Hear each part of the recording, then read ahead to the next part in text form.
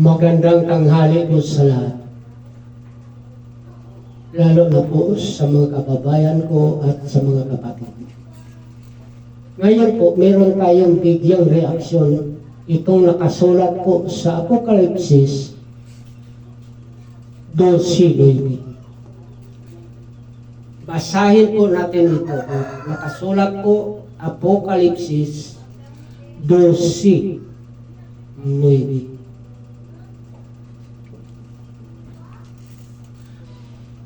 At hinahagis ang malaking dragon, ang matandang ahas na tinatawag na Diablo at Satanas, ang dumadaya sa buong sanlibutan.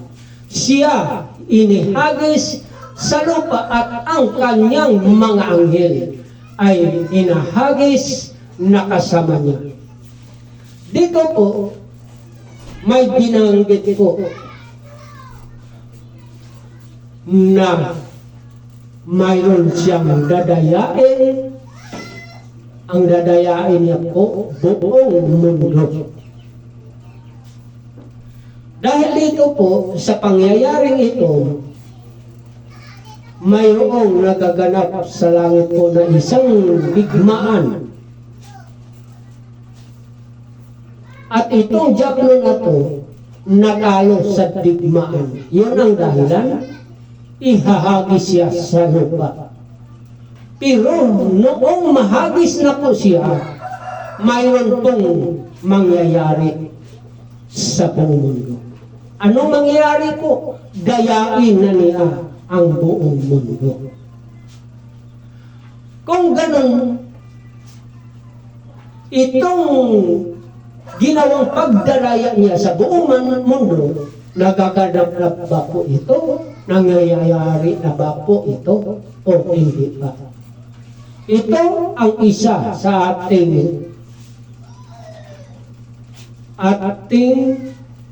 ituturo ngayon, na itong pangyayari na ito nagaganap na ba. Saliksikin nating mabuti ang bawat itinuturo ng banal na kasulatan. Dahil po, mayroong mangyayari po bago ito bago po magaganap ang namadaya niya ang buong sanlibutan. Ito pong nakasulat sa Gawa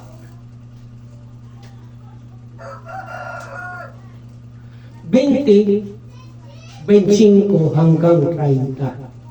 Ito po ang nakasulat. Gawa 20:25 hanggang 30.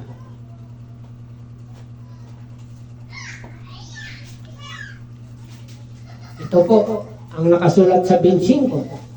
Ngayon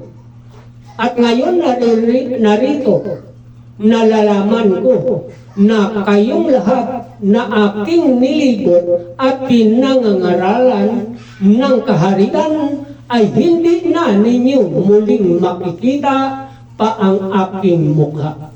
Dito po, sa nakasulat na to, mayroon pong magaganap.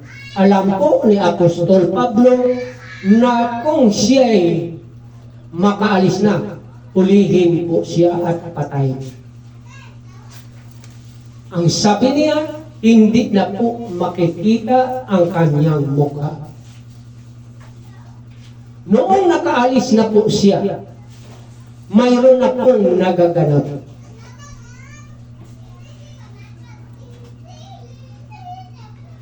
Ito po ang nakasulat sa 29. Aking talastas na pag-alis ko ay magsisipasok sa inyo ang mga ganid na lobo na hindi nagpapatawad sa kawan. Dito po sa kanyang sinasabi, hindi na po patawarin ang kawan. Nagkaroon na po ito ng malaking pag-uusig na humantong sa kamatayan ng mga kaanib sa Iglesia ni Cristo. Ang iba po, pinatay, yung nadua, umanib nito. Anong katunayan? Na sila po umanib. Dito, patuloy natin itong basahin ang 30.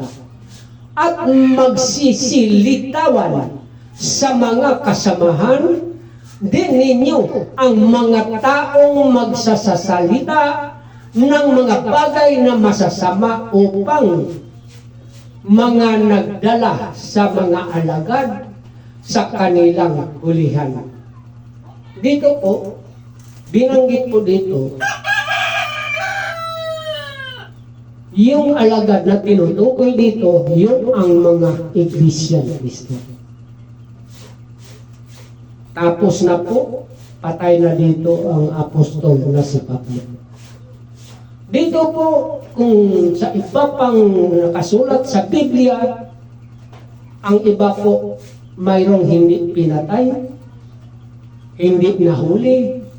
Yung hindi pinatay, yung mga taong umiwan sa kanilang pananampalataya, umanib nitong mga taong nagsasalita sa kanilang ito.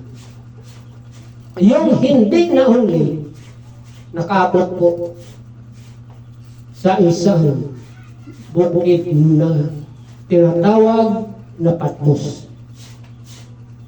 Yun si apostol na si Juan. Pero natapos na niya pagsulat sa Biblia, pagdating naman ng 99 AD, nahuli po siya pinatay.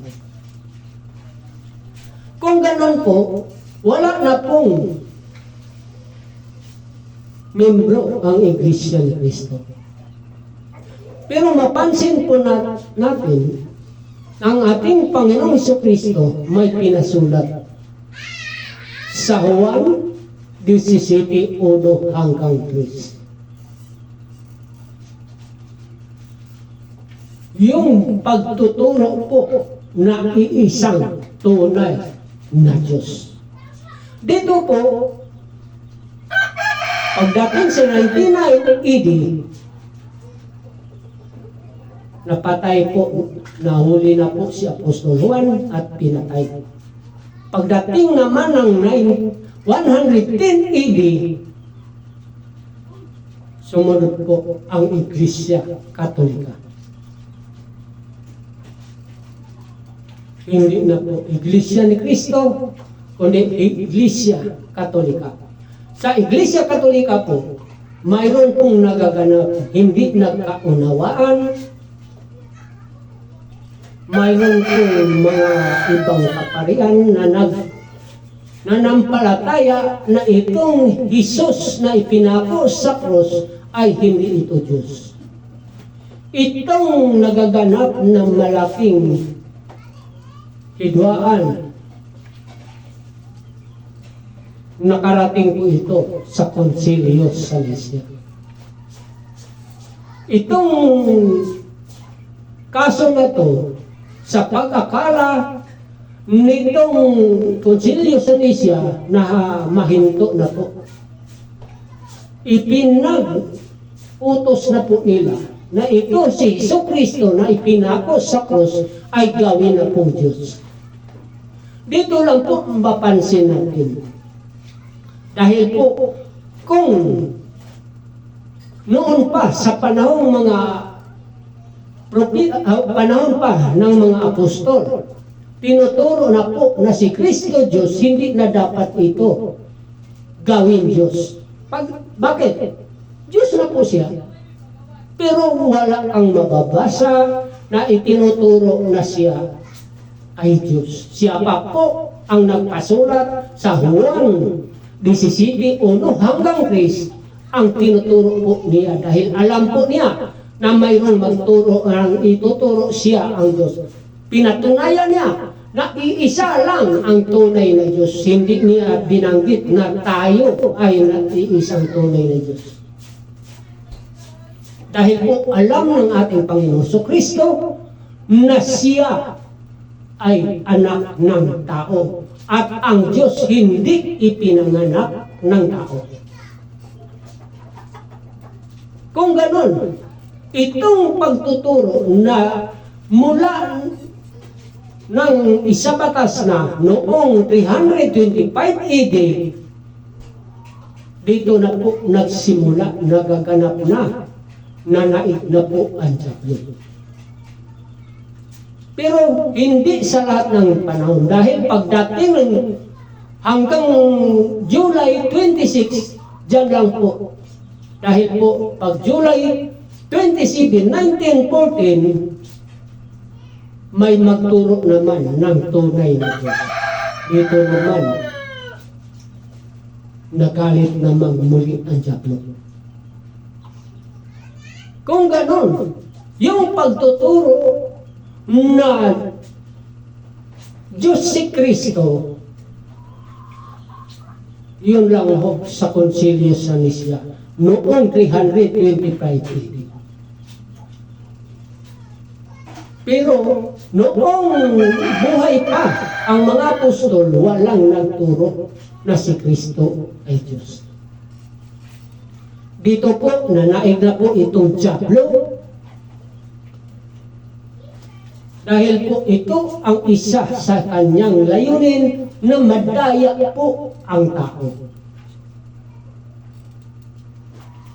Kung ganon po, itong pagtuturo na Diyos si Kristo, ito po isa, itong layunin ng Diablo. Dahil po itong Diablo,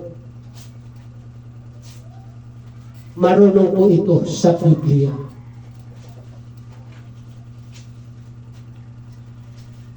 Saan po ang pinakabisa niyang ginagamit na talata sa Biblia? Itong nakasulat sa Gawa 2:36. Bakit po? Bago natin itong basahin, bakit po nagkaroon ng digmaan sa langit? Dahil po itong Diablo, gusto niya makagawa ng mas mataas pa sa nagawa ng Diyos. Yun ang dahilan nagkaroon ng digmaan. Pero ito po, pinatuloy niya ang kanyang layunin na madaya niya ang buong sanglibutan, maituro na ang labis pa sa ginawa ng Diyos. Saan ito? Yung nakasulat sa Gawa 20:22. 22:36. Itong nakasulat sa 2:36, dito po mababasa itong talata na yan na mayroong ginawa ang Diyos na linampasan pa sa ginawa ng Diablo. Ito po.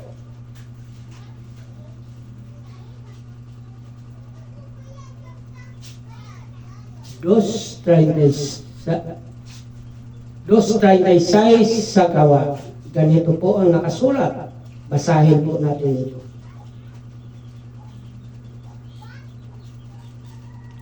Ganito ang nakasulat. Pakatalastasin nga ng buong angkan ng Israel na ginawa ng Diyos na Panginoon at Kristo, itong si Jesus na inyong ipinako sa cross. Dito po, mayroong ginawa ang Diyos. Itong ginawa ng Diyos, itong si Hesus Kristo, ginawa niyang Panginoon at Kristo. Period. Dito po, dumaan ito Diablo. Dahil po, ginawa niyang Diyos sa kanilang pagtuturo na itong Panginoon na Hesus Kristo na ipinako sa cross, ginawa ng Panginoon at Kristo na Diyos. Pero hindi iyon ang ginawa ng ating Panginoon Diyos. Yun po ang dagdag. Dinagdagan nila sa pag-akala ng Diablo na to na nalampasan na niya ang pagtuturo. Kung ganon, mula 99 Idi hanggang 325, ipinasya ng Konsilyo sa Nicea, ginawa ng Diyos si Kristo hanggang July 26, 1914, na naig na po itong Diablo. Nasa katuparan na po ang kanyang layunin na makagawa po siya ng lampas pa sa ginawa ng Diyos.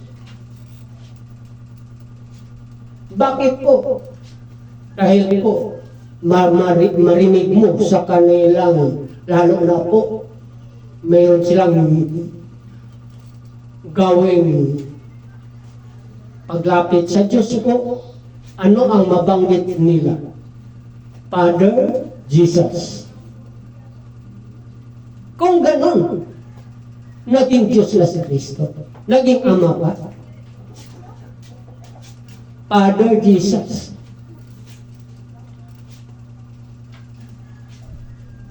Kung ganon po, nanaig na po ang Diablo sa panahon na yan. Pero pagdating ng July 27, 1914, diyan naman, nagalit na po ang Diablo dahil po mayroon nang magturo ng isang tunay na Diyos. Dito lang po hanggang sa muli. Magandang tanghali po sa lahat.